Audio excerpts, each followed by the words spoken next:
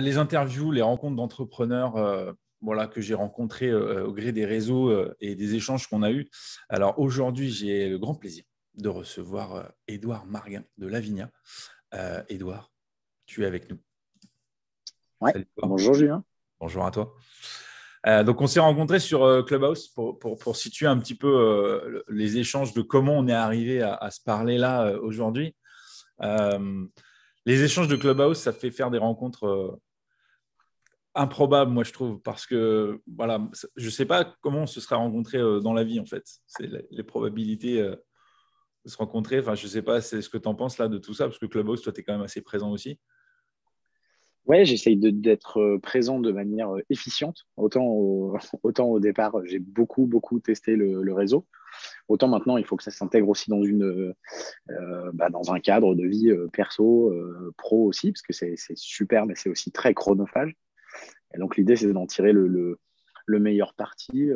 Mais je trouve que ça commence à se structurer. Il y a plein de sujets hyper intéressants. On peut commencer à aller sur des discussions assez pointues.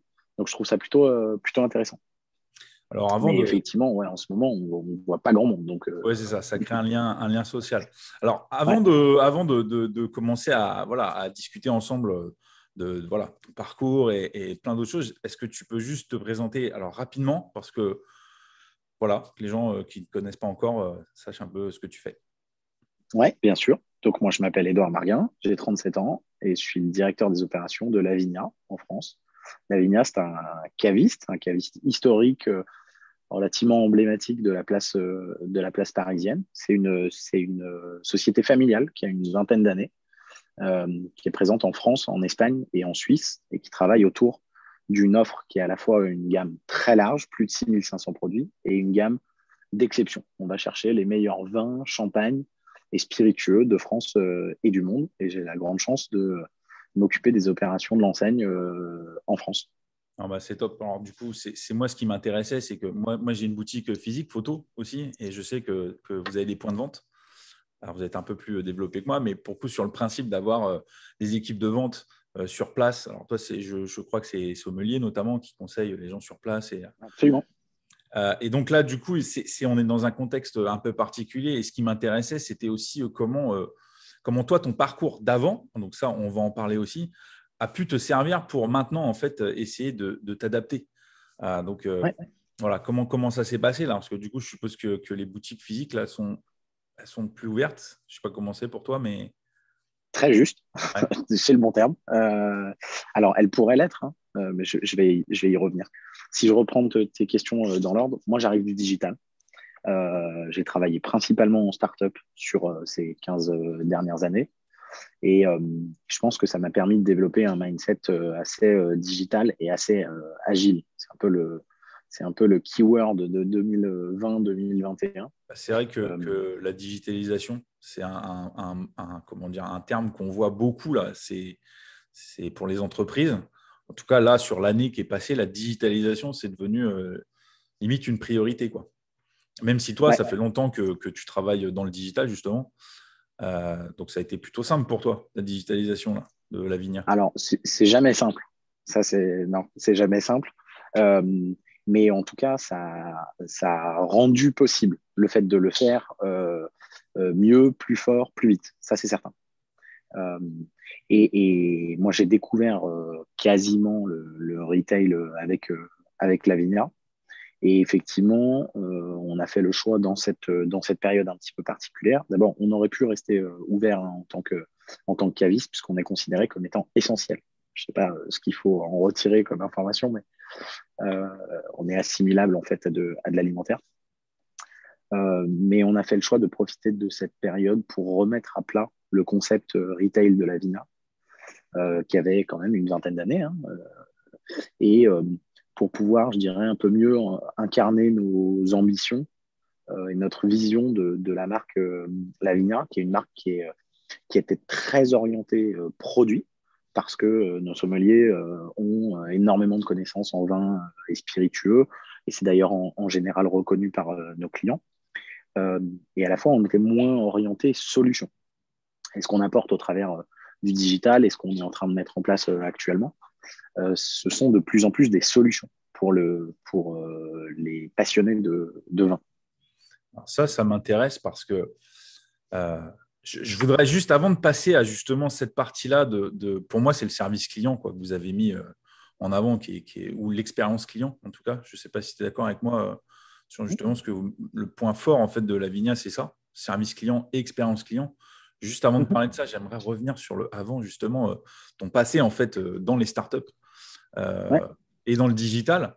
Voilà, j'ai lu et entendu que tu avais travaillé pour Marc Simoncini, qui est quand même bien connu dans le monde des startups Des startups, ouais. et des business angels, enfin en tout cas quelqu'un qui est assez réputé en termes de projets, qui a tout le temps des idées. Donc voilà, est-ce que tu peux nous en parler un petit peu de éventuellement cette expérience-là, mais d'avant en fait aussi, si tu veux.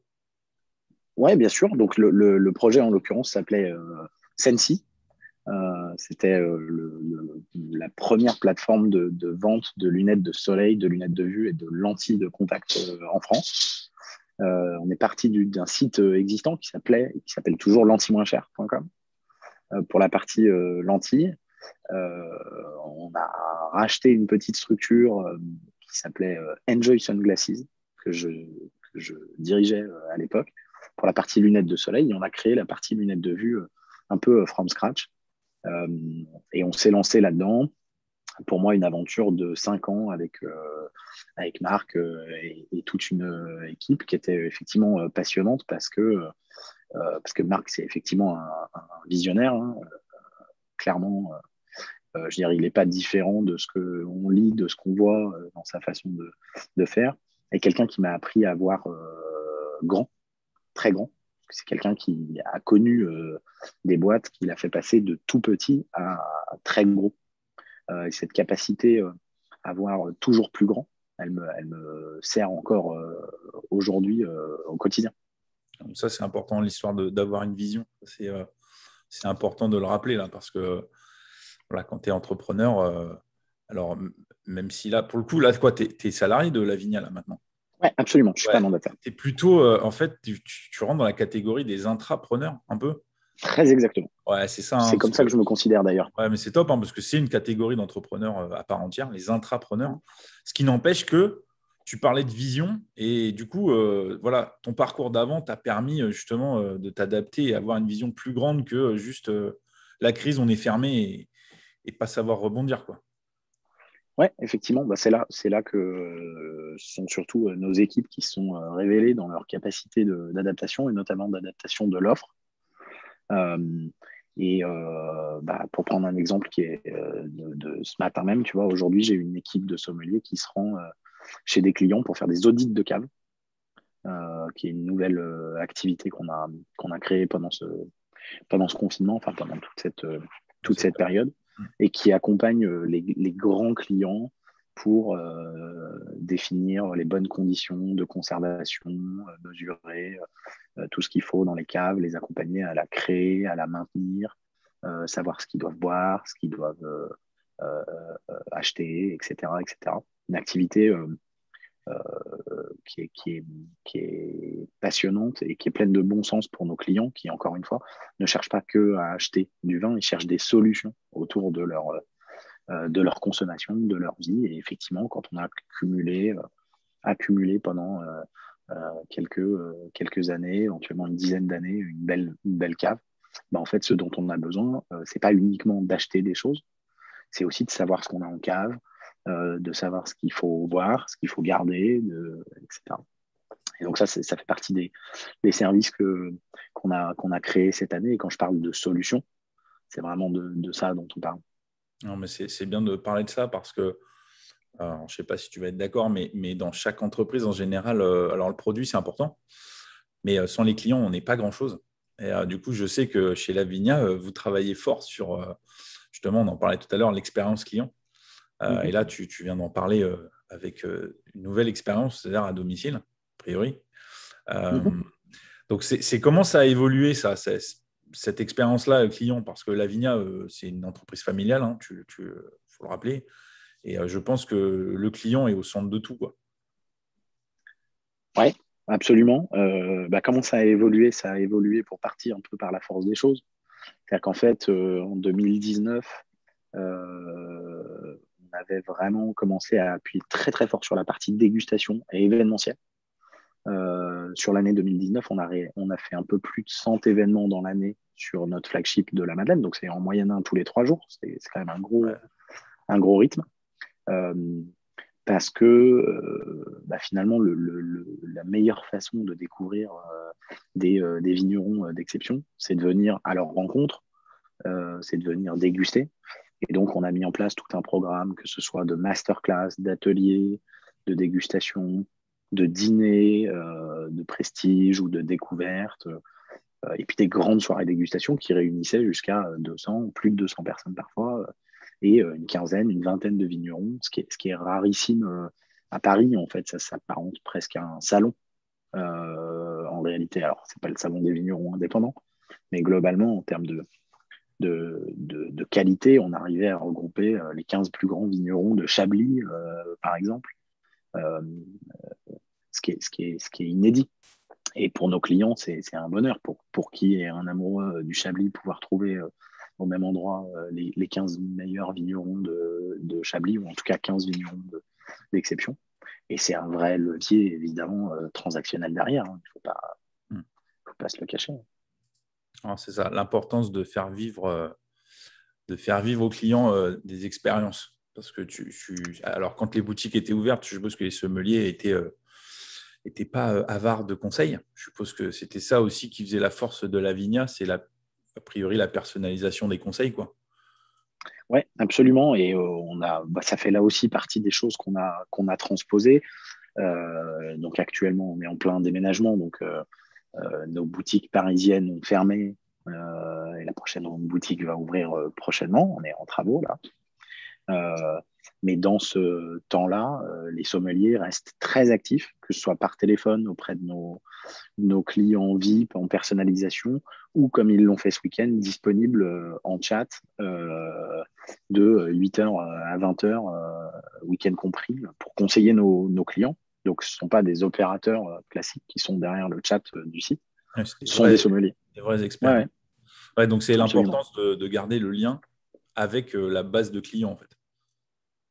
Absolument. Et en ça, tu parlais de Clubhouse tout à l'heure. Pour nous, Clubhouse, c'est aussi un moyen, dans cette période où les dégustations physiques ne nous sont pas permises, de maintenir le lien avec la communauté de passionnés. Alors, c'est top. Du coup, là, en fait, vous avez été obligé j'allais dire, de réagir et de rebondir. Alors, c'est le terme à la mode sur Clubhouse, mais pour Ouais. le coup, la période là vous oblige à tenter des choses, je suppose.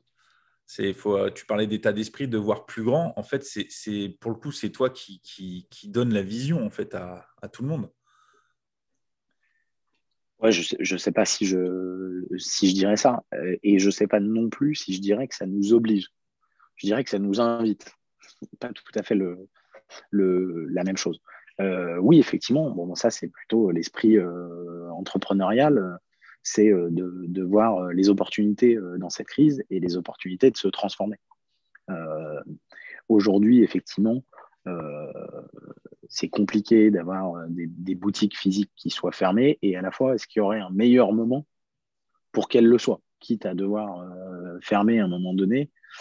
Bon, finalement, il n'y a plus de touristes à Paris, il y a très peu de trafic, en attendant qu'on soit éventuellement même reconfiné en Ile-de-France le week-end. Donc, voilà, ça nous invite à réfléchir différemment, et ça nous invite à accélérer la transformation digitale. Euh, et je considère que c'est plutôt une chance. Ouais, C'est d'abord un sujet, culturel, hein, la transformation digitale. C'est acculturer des équipes, c'est ne plus avoir peur aussi, parce que pour des sommeliers qui connaissent parfaitement leur métier de caviste, l'e-commerce, ça fait peur encore aujourd'hui. Euh, et, et donc voilà, il faut acculturer les collaborateurs. Et Toi, c'est ce que en fait, le cette truc, c'est période que nous permet de faire. j'allais dire, toi, cette partie-là, elle est ancrée puisque ça fait 15 ans, a priori, que tu es dans le digital, donc ça fait partie de ton Ouais. ADN, quoi. Donc, c'est comment tu donnes le souffle là, aux équipes et comment tu arrives à voilà, les garder motivés parce que voilà, je vois moi mes boutiques là, il faut quand même garder les équipes avec le bon moral quoi, et le bon état d'esprit parce que c'est pas simple, mais du coup, comment tu insuffles tout ça toi? Bah, je dirais que l'idée, c'est d'essayer de donner des outils et des clés à l'ensemble des collaborateurs pour qu'ils puissent, pour simplifier leur mission. Et pour le coup, on a énormément de chance de travailler avec des sommeliers, c'est-à-dire des gens qui ont une vocation, en fait, qui sont des passionnés eux-mêmes. Et donc, quand on leur met à disposition des outils qui leur permettent de communiquer plus facilement leur passion, de mieux conseiller leurs clients, en fait, ils onboardent. Euh, Si on met en place des ERP, des choses compliquées, etc., même si on a fait toute une refonte de ERP ces deux, trois dernières années, voilà, pour avoir un socle technique chez Lavinia qui soit unifié, parce qu'on parle de commerce unifié. Mais il n'empêche que ce sont souvent des petits outils qui, au quotidien, vont faire la différence pour les sommeliers et qui leur permettent de monter petit à petit euh, sur le digital. Après, comment les garder motivés? Avoir des projets, lancer des nouveaux services, rouvrir prochainement une boutique, le nouveau site internet qui sera lancé d'ici quelques semaines aussi. C'est autant de projets qui permettent, qui contribuent en tout cas à garder, à donner envie aux collaborateurs. Ouais, ça c'est important. Voilà, ça fait partie, même si tu es, comme tu dis, intrapreneur, tu es quand même leader, quoi. C'est-à-dire que faut donner la voie, il faut montrer la voie, quoi. C'est ça, en fait. Si tu es dans la bonne énergie, normalement, tes équipes, elles te suivent, normalement, pas les yeux fermés, mais presque. Je sais pas pour toi Ouais, comment ça se passe, mais je sais pas si c'est le cas, mais en tout cas, je considère qu'aujourd'hui, on a vraiment une super équipe à tout point de vue, parce qu'on fait beaucoup de choses, hein. Là, on a parlé du retail, euh, on a parlé de l'e-commerce, mais Lavinia, c'est aussi toute la partie événementielle, alors certes, qui est un petit peu mise à l'arrêt actuellement, mais finalement pas tant que ça, parce qu'on fait beaucoup de dégustations virtuelles. Je pourrais t'en dire quelques mots. Et puis, on a aussi toute la dimension service aux entreprises, incentive, stimulation, etc. Les cadeaux d'affaires, pour schématiser, euh, qui fonctionnent très, très bien aussi ouais. dans cette période. Ah, justement, alors c'est ça, tu t'en as un peu parlé là. Moi, c'est ça qui m'a intéressé dans ton profil, c'est justement Clubhouse. Donc, tu parlais du vin, tout ça, donc ça m'intéressait. Et c'est comment tu t'es servi de ce nouvel outil euh, voilà, pour créer des dégustations. Tu parlais en virtuel. Moi, le principe, je vais te laisser expliquer, mais moi, j'ai trouvé ça génial de prendre un produit physique et le vin qu'on doit déguster, ou que ce soit autre que du vin, on parle spiritueux ou des choses comme ça, mais l'idée de prendre un produit physique et de faire une dégustation virtuelle, de mêler les deux, voilà, c'est ça, moi, que j'ai aimé dans ta démarche, tu vois, dans ta pensée. Tu parlais de vision, mais bon, il faut quand même matcher les deux. Donc, est-ce que ça, tu peux nous en parler un petit peu là, de ce que tu as fait? Ouais, écoute, moi j'ai découvert, on est le 15 mars, je crois que c'était le 4 ou 5 février dernier, j'ai découvert Clubhouse et j'y ai vu tout de suite un format, le format social audio. Je parle pas de Clubhouse en tant que tel, qui pourra être supplanté peut-être par un Twitter, par autre chose, mais ce format social audio, un format idéal pour nos sommeliers, dont la grande force réside dans le conseil et dans leur expertise. Et finalement, que ce soit les sommeliers ou les vignerons eux-mêmes, en fait, ce sont des gens qui ont des histoires à raconter. Et aujourd'hui, quand on consomme du vin, de la food, euh, on veut aussi l'histoire qui va avec, on cherche en quête de sens, etc. Et dans le vin, qui est quand même un produit passion, voilà, l'histoire, elle se raconte extrêmement facilement comme ça. Et partant de ce constat-là, on a fait quelques tests. On a fait quelques tests et effectivement, un de ces tests a été de dire, c'est super sympa. Le tout premier test était une découverte du whisky avec un sommelier qui est expert en spiritueux. Puis comme elle a plutôt bien marché, on s'est dit, bah tiens, ce qui serait sympa, c'est que les gens qui sont dans l'audience puissent aussi déguster chez eux. Et donc, on a monté un petit coffret qu'on a mis en vente quelques jours avant la room, avec 4 échantillons de centilitres, des petits échantillons de dégustation, un whisky, un rhum, un gin. Et, et donc, nos clients ont acheté ce coffret, livré chez eux le mardi et le mercredi, et le jeudi, on faisait la room. Et donc, on découvrait ça ensemble. Ça a super bien fonctionné. Euh, et puis, on a testé plus récemment, là, la semaine dernière, un autre format qui est celui de dire, bah, pour la première fois, on va aller au-delà de nos sommeliers. On va recevoir un guest.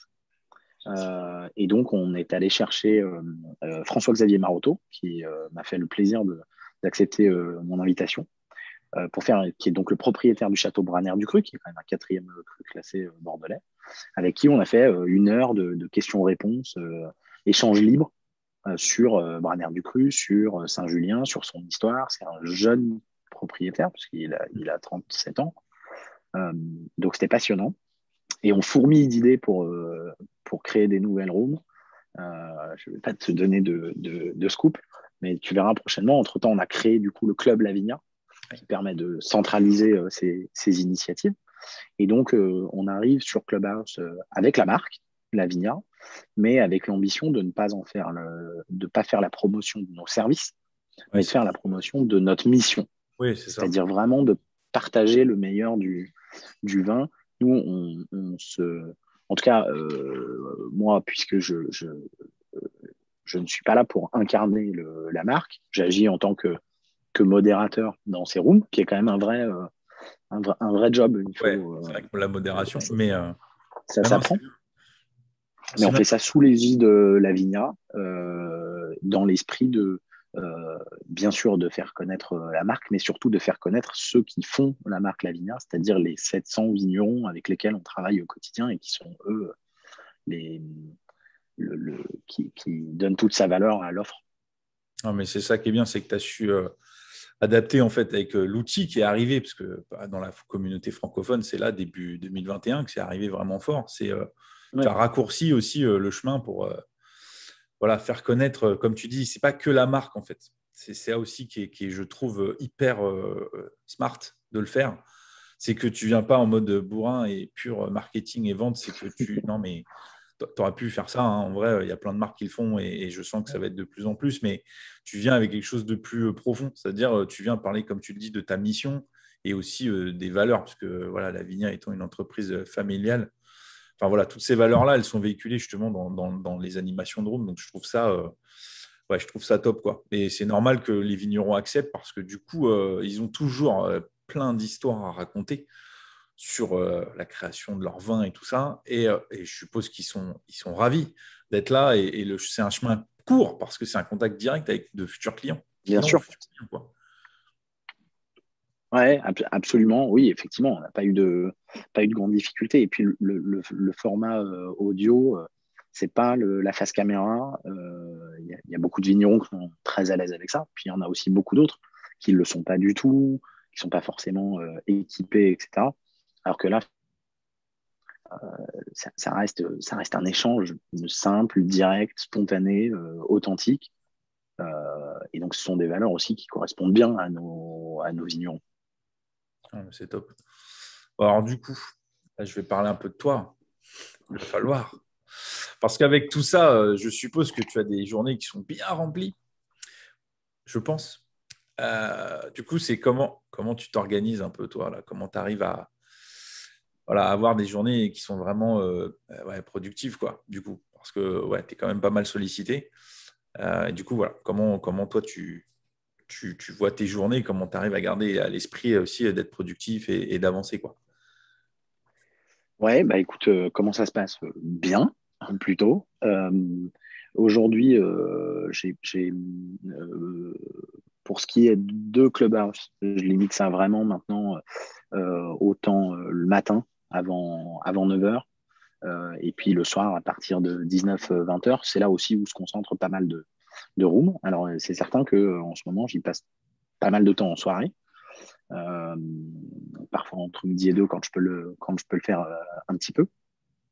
Mais au final, au quotidien, je suis quand même rattrapé par la réalité de l'opérationnel d'une structure avec des équipes, un planning, un plan d'animation commerciale, et puis beaucoup, beaucoup de projets, puisque entre le nouveau site qui va voir le jour dans quelques semaines, on a déménagé les bureaux il y a quelques semaines pour prendre des superbes locaux dans lesquels je serais ravi de t'accueillir. Euh, donc voilà, tout ça rythme bien les journées. Et puis il faut penser l'après aussi. On espère voir un petit peu la lumière au bout du tunnel, entre guillemets. Bon, on a cette chance, c'est que Lavinia a été très pionnier en matière de e-commerce, puisque le premier site date de 2001. Moi, je suis arrivé en 2015 chez Lavinia. Mais le premier site e-commerce date de 2001. Et donc, finalement, Lavinia a très tôt compris l'importance du e-commerce. Et donc, aujourd'hui, c'est une activité qui se développe de façon très importante, puisque là, on sort de nos ventes privées, on a fait plus 75% par rapport à l'an dernier. Stop. Donc, c'est aussi une croissance qu'il faut gérer. On n'est pas en train de parler d'hyper-croissance, moins s'en faut, de start-up. On reste une PME familiale, mais avec de plus en plus d'ambition et une équipe rajeunie, resserrée, soudée. Donc, ouais, les journées sont bien remplies. Alors, du coup, tu parlais des journées bien remplies. Alors, c'est important parce que j'aime bien avoir aussi un peu, tu sais, les coulisses. Alors, sans rien dévoiler, mais c'est important de dire que, bon, en fait, tu as quand même, on va dire, j'espère, une journée au moins off dans la semaine où, en fait, tu coupes complètement du travail, quoi.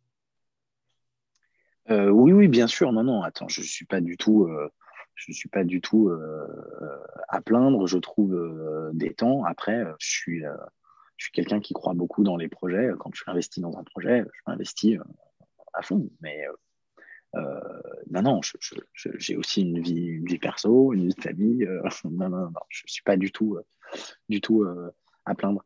Mais le sujet de work-life balance, je sais pas comment, d'équilibre vie pro, vie perso, est un sujet qui m'intéresse beaucoup, sur lequel je fais parfois des rooms d'ailleurs, à titre plus personnel.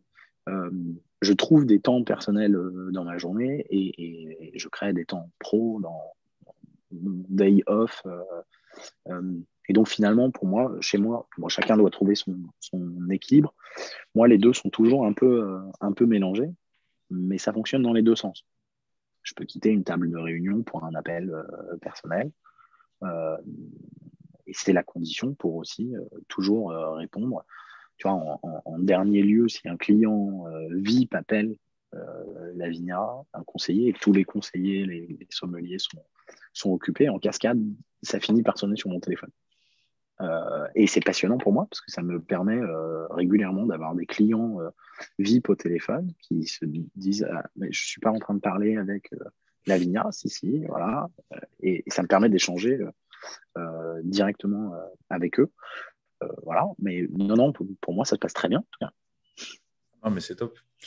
Du coup, est-ce que l'idée d'être bien entouré, alors je ne parle pas forcément au niveau pro, mais perso, c'est-à-dire quand tu as des projets, ton entourage, j'aimerais avoir ton avis là-dessus. Moi, la réponse est oui, il faut être bien entouré parce que, comme tu dis, le projet pro, il est là, en fait. Il fait partie de notre vie quotidienne, même si on a des jours off. Voilà, est-ce que voilà, tu peux nous parler un peu de ça, voilà, l'importance de l'entourage? Ouais, être entouré, bien sûr, être soutenu, surtout. Euh, effectivement, bon, moi j'ai la chance d'avoir trois enfants, donc ça occupe un petit peu, même si je les ai qu'une partie du temps. Euh, et puis des super amis, une super famille, donc ça facilite les choses, c'est certain. Euh, voilà, il faut être compris. Mais je pense que ça, c'est plus un sujet d'entrepreneur qui, pour le coup, il dédie ses journées et ses nuits. Moi, je me considère comme étant encore dans un rythme raisonnable. En revanche, il y a quelque chose qui m'apporte beaucoup, c'est que moi, je suis très orienté de network. Je fais beaucoup. Alors, à l'époque, c'était en physique. Maintenant, Clubhouse est un des éléments qui permet aujourd'hui de faire de nouvelles rencontres. Mais je fais partie de beaucoup de groupes, de cercles, de réflexion, de groupes WhatsApp, entre pairs, etc. Et donc, il y a aussi dans mon entourage beaucoup de gens qui partagent les mêmes problématiques que moi dans d'autres secteurs, dans d'autres filières. Euh, et ça, c'est rassurant, c'est enrichissant. Ça me sert énormément. Je discute beaucoup, beaucoup, beaucoup avec mes amis, parce qu'ils le sont devenus pour un certain nombre d'entre eux, qui occupent les mêmes fonctions ou des postes de direction marketing, innovation, digital, dans le retail, dans plein de secteurs d'activité, le sport, le jouet, le travel, etc. Et il y a une espèce d'émulation aussi entre nous qui me sert beaucoup, beaucoup. Alors ça, c'est bien de le souligner, l'importance du réseau. C'est même primordial quand on est entrepreneur ou en tout cas on a un projet. C'est bien d'être entouré aussi de gens ou, comme tu le dis, de divers domaines et on se rend compte qu'en discutant, on a les mêmes problématiques, quoi. On se rend compte qu'on n'a pas les mêmes soucis, mais on est confronté un peu aux mêmes problématiques. Ouais. C'est ça qui est intéressant. Et du coup, le fait d'échanger, comme tu le dis, permet souvent de retrouver un peu d'énergie pour avancer. Donc, voilà, tu parlais de Clubhouse, qui est un peu le nouveau réseau pour faire du networking parce qu'on peut se parler. Voilà, c'est vrai que l'importance d'avoir un réseau, ça, tu l'as bien souligné, c'est même, enfin, c'est une des tâches qu'il faut cocher quand on a un projet. Il ne faut pas être tout seul, quoi. Ouais, c'est assez drôle d'ailleurs parce que moi, j'ai commencé très tôt et très jeune. Euh, pour te dire, je suis un ancien de chez Deloitte, mais je suis passé en tout début de carrière. Et en tant qu'ancien de Deloitte, je fais partie des alumni de Deloitte. Il y a une association d'anciens de Deloitte. Et je crois que pendant des années, j'étais le seul qui avait moins de 45 ans, si tu veux, qui se rendait aux soirées des anciens, où on me regardait, tu vois, en disant, mais qu'est-ce qu'il fout là, le stagiaire? Oui, c'est ça. Euh, Toi, tu es un et en newbie, fait, ça m'a... c'est ça. Ouais, complètement. J'avais mon cotillon, tu vois. Euh, et j'ai réitéré ça plein de fois. Je pense à ma première soirée à la FEVAD où je regardais toute la génération précédente avec les yeux comme ça, Jacques-Antoine Granjon, Marc Simoncini, Catherine Barba, tous ces gens-là, ou les Big Boss, qui est aussi un super cercle de rencontres. J'ai démarré en 2013 et en 2013, voilà, et, et pas plus tard que la semaine dernière, je déjeunais chez un ami, Vincent Klingbeil, super entrepreneur, euh, qui me disait, tu es un pilier des big boss aujourd'hui. Je me disais, bah, que de chemin parcouru, parce que je peux te dire que j'avais en 2013 voilà, l'appartement du fond du truc, de la liste d'attente, de machin, etc. Et puis voilà, c'est comme ça que ça se crée, mais au-delà il ne faut pas appeler ça du networking. Moi, c'est vraiment un réseau d'amis professionnels que je me suis créé, que je vois beaucoup euh, en dehors d'un cadre professionnel aussi. Euh, ouais, ça me sert vraiment au quotidien. C'est-à-dire que mon schéma principal, c'est confronté à une nouvelle problématique. Qui est-ce que je peux appeler?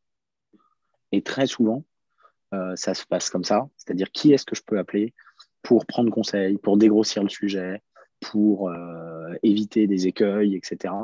Je passe beaucoup, beaucoup de temps au téléphone. Tu vois, j'ai 3 paires d'AirPods Ça se décharge beaucoup. parce que Ouais. ça se décharge beaucoup. Je passe beaucoup, beaucoup de temps au téléphone. Non, mais c'est important parce que tu as développé alors un réseau à la base qui était pro. Tu es allé au-delà parce que tu as créé des liens un peu plus personnels. Mhm. Donc, ils te connaissent en tant que personne. Donc, j'allais dire, je suis un peu dans ce cas-là, alors à moindre mesure, mais du coup, d'avoir un réseau où les gens te connaissent un peu plus personnellement, quand tu les appelles et que tu as un souci à régler, en général, ils sont prêts à t'aider assez vite parce que, ouais, c'est pas juste pro, en fait. Tu as pris des nouvelles pour d'autres choses en perso et voilà, Ouais. c'est important. Écoute, c'est comme ça en tout cas que je gère LinkedIn, par exemple, qui est un réseau que j'utilise beaucoup, celui que j'utilise le plus, probablement. Euh, et où je me suis fixé comme règle de n'accepter dans mes relations que des gens à qui je serais prêt à rendre service et à qui je pourrais en demander un. En tout cas, voilà, je voulais pas me retrouver, accepter tout le monde et me retrouver dans une situation où on me dise ah tiens, j'ai vu que dans ton réseau il y avait un tel ou une telle, est-ce que tu peux me mettre en relation? Ben non, parce que je les connais pas, ça n'existe pas. Je veux pouvoir dire bien sûr, avec plaisir, je pense que vous avez des choses à faire ensemble, ou au contraire, je veux bien te mettre en relation, mais pas trop, euh, mais c'est mon utilisation, c'est ma vision aussi du réseau, c'est quand même de l'entraide. Ah non, c'est top. C'est top de voir le réseau comme ça. Je suis un peu comme ça aussi. On reçoit notamment sur Facebook des demandes d'amis de gens. On a des amis en commun, mais c'est des gens que j'ai jamais rencontrés. Donc, du coup, je n'accepte pas vraiment parce que du coup, on se dit ou un message, c'est pas mal aussi de se présenter. Et comme tu dis, tu es prêt à rendre service en fait à des gens que tu connais en dehors du cadre du travail souvent, ou alors il y a eu un petit truc humain. Même si dans le cadre du travail, il y a eu une relation humaine quand même qui a été là. Ouais, bien sûr. Et c'est ça qui fait que voilà, tu es prêt à rendre service. Enfin, voilà, tu donnes sans recevoir, sans y penser en fait. C'est un bon Absolument. concept. C'est un bon concept. Dernière question, et après je te libère. En fait, alors pour le coup, c'est plus le Édouard là de maintenant.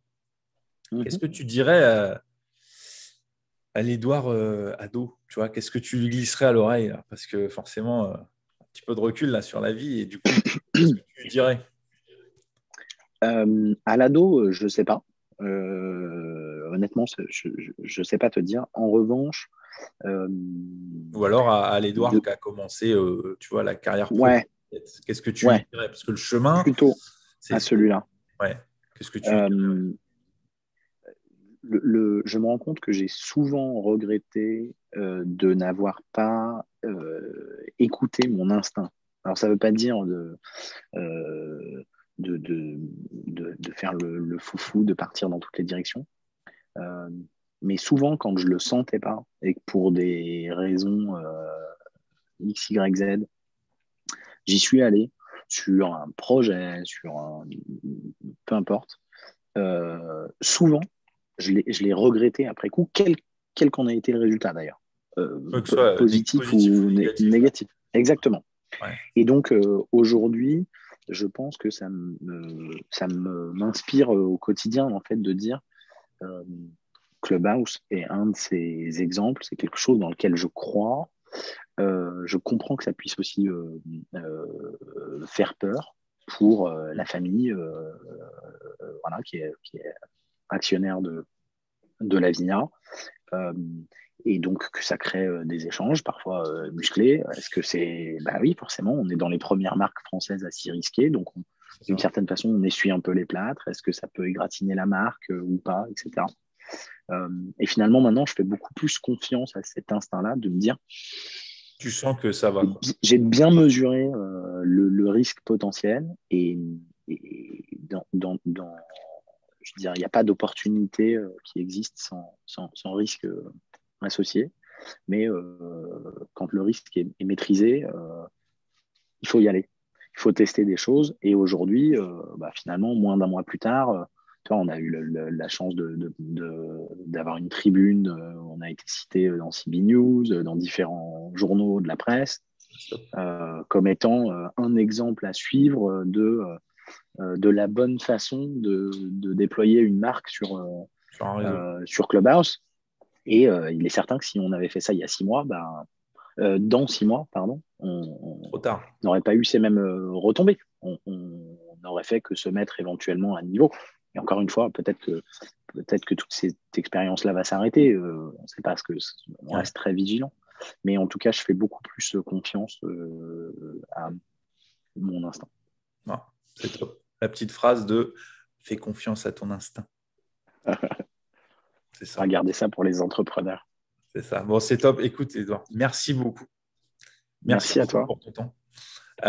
Et puis, au plaisir de se recroiser sur Clubhouse notamment. Oui, et j'espère Mais en vrai, ça serait bien qu'on arrive à se croiser dans en vrai. quelques semaines Oui, en à la vrai, cave Lavinia avec autour plaisir. d'une bonne bouteille. Ça, c'est la vie. Ça peut.